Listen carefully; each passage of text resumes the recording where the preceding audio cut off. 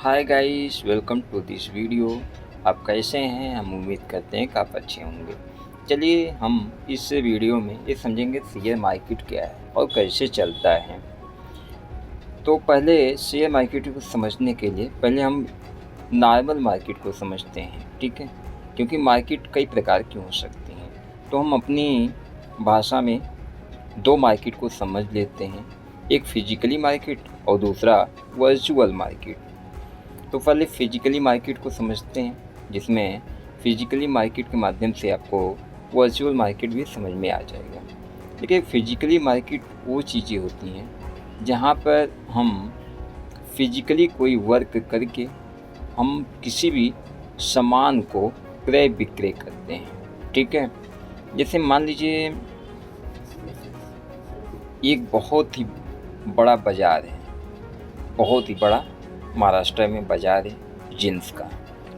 और इस जीन्स में जो निवेशक आते हैं, अपना पैसा इन्वेस्ट करते हैं। कैसे करते हैं? वो माल लेते हैं, जीन्स के बड़े बड़े बल्क में, अच्छी अच्छी जीन्स के होलसेल में, थोक भाव में खरीदते हैं, ठीक है? उसको अपने अपने शॉप पर लेके जाते हैं। उसके बाद उसको एक उचित रेट पर मुनाफा कमा करके बेचते हैं। इसी प्रकार वो कुछ पैसे को जनरेट कर पाते हैं, ठीक है? ये मान लीजिए शॉपकीपर हैं, छोटे छोटे, कोई दिल्ली से है, कोई कोलकाता से है, कोई यूपी से है, कोई बिहार से है, कोई गुजरात से है। ये छोटे छोटे जो हैं शॉपकीपर हैं और एक अच्छी खासी मार्केट में, जींस की मार्केट में आए और होलसेल में माल लिए और उसका सही रेट लगा करके बाद में अपने शॉप पर लेके जाएंगे और उसको बेचेंगे। यदि महंगा माल मिल गया उनको तो उसमें उनको कम मुनाफा होगा, या तो रेट टू रेट बेचना पड़ेगा, या तो बहुत ही महंगा मिल गया माल तो घाटा भी सहना पड़ सकता है। तीसरे कहते हैं व्यापार, ठीक है? ठीक इसी प्रकार जैसे शॉपकीपर हैं और वो एक बल्क में माल उठाते हैं, तो यहाँ पे तो बल्क में उठाते हैं, लेकिन अपने पास जब ले करके जाते हैं तो यहाँ पे जो रिटेलर्स आते हैं छोटे छोटे, वो तो बल्क में उठा नहीं सकते। वो रिटेलर्स जो आते हैं छोटे छोटे, मान लीजिए ये शॉप है, ये जितने लाइन से शॉप है, अब जिसके पास पैसा है वो अपना तो शॉप डाल करके पैसा ऐसे ही कमा रहा है। लेकिन जो छोटे छोटे इनको ज़रूरत है, जो छोटे छोटे रिटेलर्स हैं, वो शॉपकीपर के पास आते हैं और अपनी ज़रूरत के हिसाब से 1 पैंट, 2 पैंट, 3 पैंट, 4 पैंट हर शॉप से अपने अपने अकॉर्डिंग और कस्टमर खरीदते हैं और ये शॉपकीपर अपना मुनाफा कमा करके इनको बेचता है, ठीक है? ठीक इसी प्रकार ये शेयर मार्केट है, ठीक है?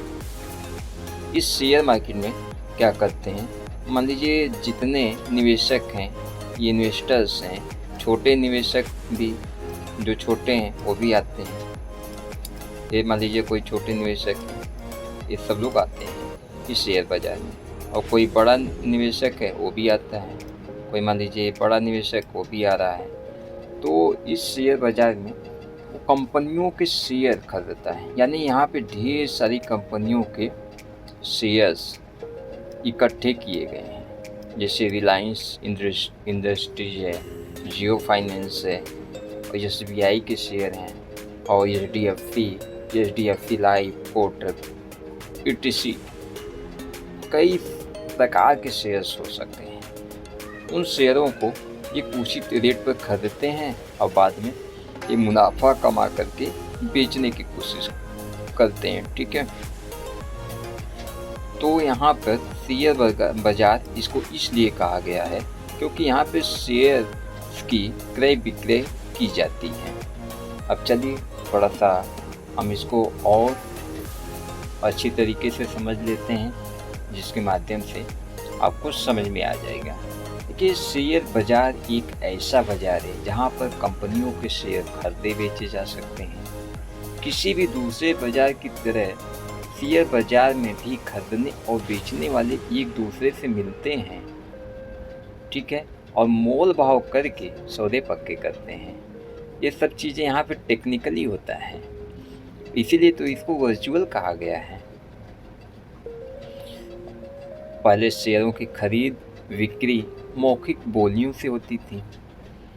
पहले ज़माने में जो ऑनलाइन इतना टेक्निकल व्यवस्थाएं उपलब्ध नहीं थी, इसलिए यहाँ पे मौखिक बोलियों के हिसाब से यहाँ पे की जाती थी।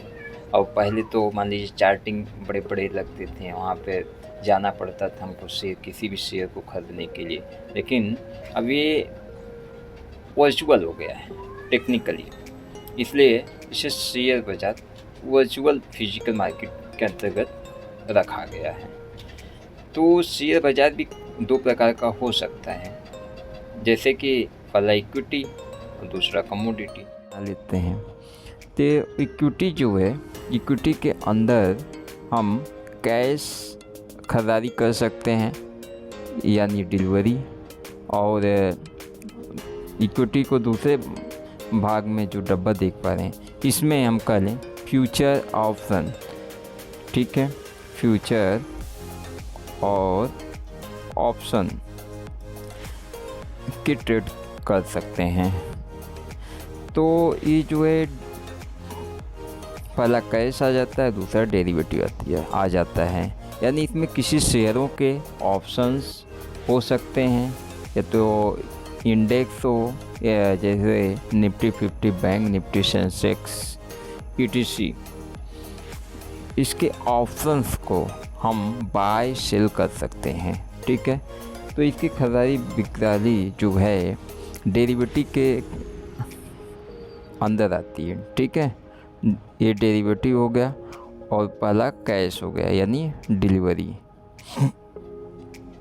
और दूसरा आप देख पा रहे होंगे जो शेयर बाजार को जो दूसरे भाग की हम बात कर रहे हैं, इसमें कमोडिटी, यानी जैसे सिल्वर हो गया, गोल्ड हो गया, और कोई और चीज़ें हो गया, जैसे सिल्वर, गोल्ड, लोहा मान लेते हैं, आयरन, ठीक है, इत्यादि चीज़ें इसमें कमोडिटी में खरीदी जाती हैं। और ये थोड़ा सा अलग तरीके से, यानी इसका भी ये शेयर होता है, और इसका जो मार्केट प्राइस है थोड़ा सा तरीका इसका अलग तरीके से चलता है, तरीका चेंज हो जाता है। और इक्विटी में ज़्यादातर लोग, भारत के रिटेलर्स इक्विटी में ज़्यादा काम करना पसंद करते हैं, क्योंकि यहाँ पे फ्यूचर ऑप्शन उनको करने में बहुत ही अच्छा लगता है, ठीक है। तो ये है हमारा डेरिवेटिव, हमने इसको डी बनाया हुआ है।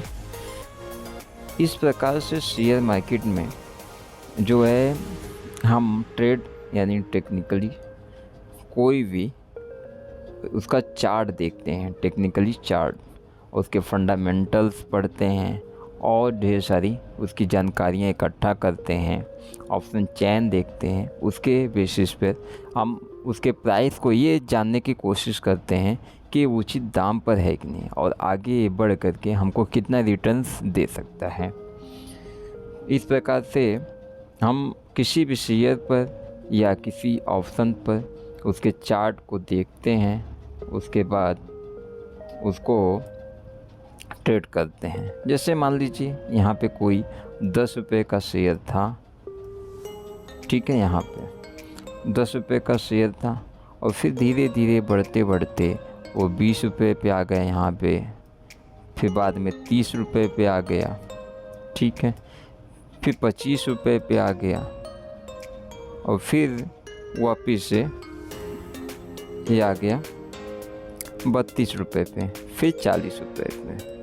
तो इसका उचित रेट, यानी मार्केट का जो भाव है इस शेयर का, वो गिरा तो 25 रुपये पे हमको खरीदारी करना चाहिए, ये उचित दाम था।